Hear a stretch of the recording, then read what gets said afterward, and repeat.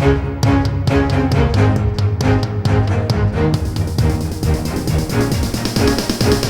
is the Washington Times front page for Wednesday, July 20th, 2022. Thanks for joining us. I'm George Gerbo. China has issued a threat over House Speaker Nancy Pelosi's reported plans to visit Taiwan. Tom Howell and Carrie Pickett report the Chinese Foreign Ministry says it will take resolute and strong measures if Pelosi heads to the island in August. She was scheduled to visit Taiwan in April, but had to postpone the trip after she tested positive for COVID-19. China considers Taiwan to be a breakaway province. U.S. leaders support Taiwan's right to democratic self-rule, but typically take a careful diplomatic stance known as strategic ambiguity about its formal status. Pelosi's visit would be the highest-profile visit by a U.S. official since House Speaker Newt Gingrich visited in the late 1990s. The rise in inflation has been so historic that President Biden and his aides have given up trying to predict when it will ease. Dave Boyer reports they label it unacceptably high, a term that nobody disputes. The White House is preparing for data later this month that could show the United States has fallen into a recession, technically defined as shrinking economic growth for at least 2 consecutive quarters.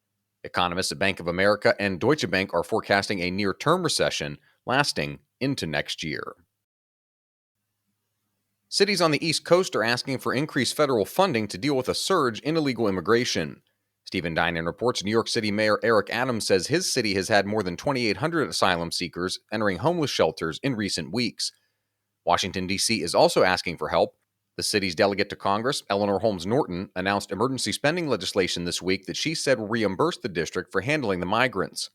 Norton blamed Texas Governor Greg Abbott and Arizona Governor Doug Ducey, who've each orchestrated busing operations that have moved a combined 6,200 illegal immigrants from their states. You can read all these stories at WashingtonTimes.com/front page. You can also find our entire lineup of news, commentary, and sports podcasts at WashingtonTimes.com/podcasts. Senate Majority Leader Chuck Schumer promised to introduce a bill to legalize marijuana ahead of the August recess. He now has more time to take up that measure since a miniature version of the Build Back Better bill has largely been scrapped. Susan Furicchio reports Democratic senators are drafting legislation that would pair marijuana decriminalization at the federal level with criminal justice reforms. They plan to introduce it as early as this week. Schumer has an opening on the agenda after West Virginia Democratic Senator Joe Manchin thwarted another attempt to pass a $1 trillion tax and spend bill that the party hoped would invigorate its base ahead of the November midterm elections. Democratic leaders are now negotiating a smaller deal that would lower the costs of some prescription drugs and extend an expansion of Affordable Care Act subsidies that are set to expire at the end of this year. And finally, former Trump advisor Steve Bannon is criticizing House January 6 Committee Chairman Benny Thompson for sending a staff member to testify as the prosecution's first witness in his contempt of Congress trial. Joseph Clark reports Kristen Ammerling, the January 6th Committee's Deputy Staff Director and General Counsel, began outlining the case against Bannon in federal court this week. The long-delayed trial began in D.C. after an arduous jury selection process and a spat over key evidence.